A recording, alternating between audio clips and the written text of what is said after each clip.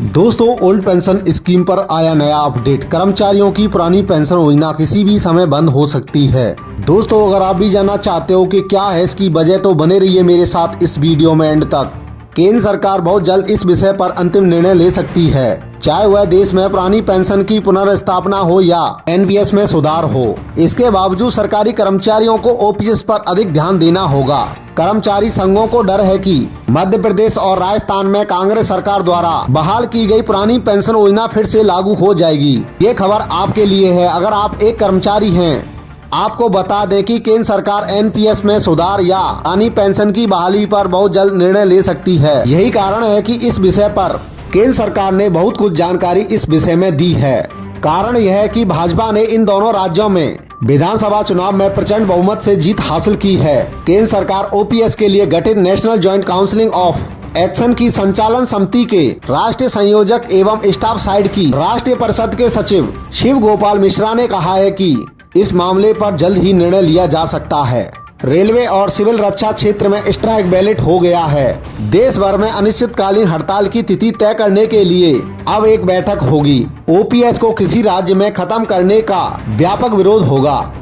SP Yadav, confederation of central government employees and workers के महासचिव, कहते हैं कि पीएफआरडीए एक्ट को समाप्त करना या उसमें बदलाव करना हमारी प्रमुख मांग है। ओपीएस की पुनर्स्थापना इसके बिना संभव नहीं है। हमारा कॉन्फेडरेशन निश्चित रूप से विरोध प्रकट करेगा अगर किसी राज्य में ओपीएस खत्म होता है। शिव गोपाल मिश्रा ने कहा कि सरकारी और केंद्रीय कर्मचारी ओपीएस पर लगातार बोल रहे हैं।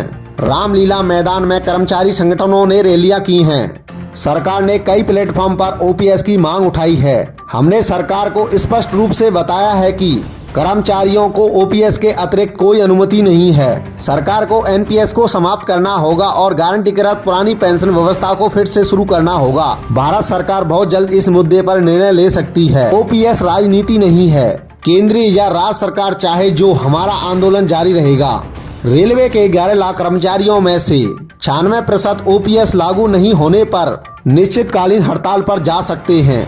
इसके अलावा 4 लाख से अधिक सिविल रक्षा कर्मियों में से 97% हड़ताल पर हैं। निष्पक्ष स्ट्राइक बैलेट हुआ है।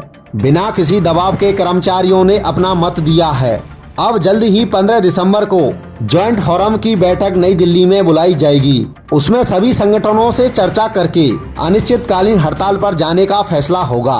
केंद्रीय संस्थाओं और राज्यों के 36 संगठन जॉइंट फोरम में हैं। SP Yadav, confederation of central government employees and workers के महासचिव ने कहा कि राज्य सरकारों और केंद्र सरकार के बीच पुरानी पेंशन योजना को फिर से लागू करने पर बहस चल रही है।